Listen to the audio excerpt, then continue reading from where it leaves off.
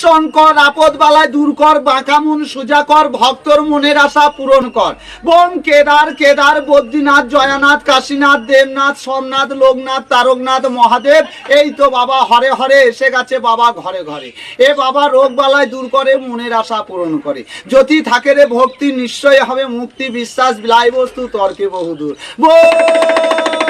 ভোলা এই তো বাবার মন থাকে রে খোলা, যে যেভাবে ডাকবে সে সেভাবেই পাবে। হরে হরে বাবা বোম শঙ্কর। হ্যালো ফ্রেন্ডস, আর কয়েকদিন পরে শিবের গাজন, মানে চৈত্রের শিবের গাজন, বাঙালির আরেকটি উৎসব। প্রতি গ্রামে গ্রামে প্রতি পাড়ায় পাড়ায় গাজন উৎসব হয় বাবা শিবের নামে। আর কয়েকদিন পরে সেই উৎসব শুরু হয়ে যাবে।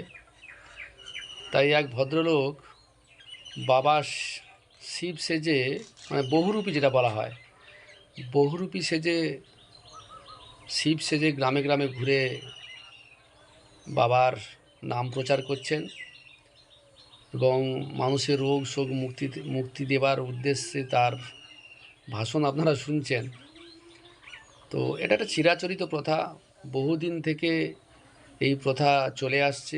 যারা বহুরূপী তারা বহু রকম সাজ সেজে গ্রামে গ্রামে ঘুরে ঘুরে বেড়ায়, তার একটি জলজ্যান্ত নিদর্শন।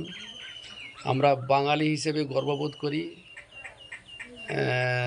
যে শিবের গাজন যেই সময় হয় সেটা সত্যিকারে একটা খুব, মানে বাঙালিদের একটা বড় উৎসব।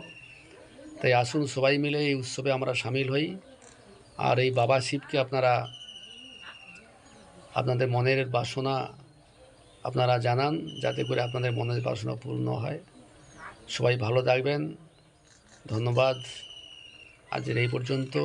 আর এই ভিডিওটি শেয়ার করে প্রত্যেকটি মানুষের কাছে জানিয়ে দিন যে আর অল্প কিছু দিনের মধ্যেই শিবের গাজন শুরু হচ্ছে। ধন্যবাদ।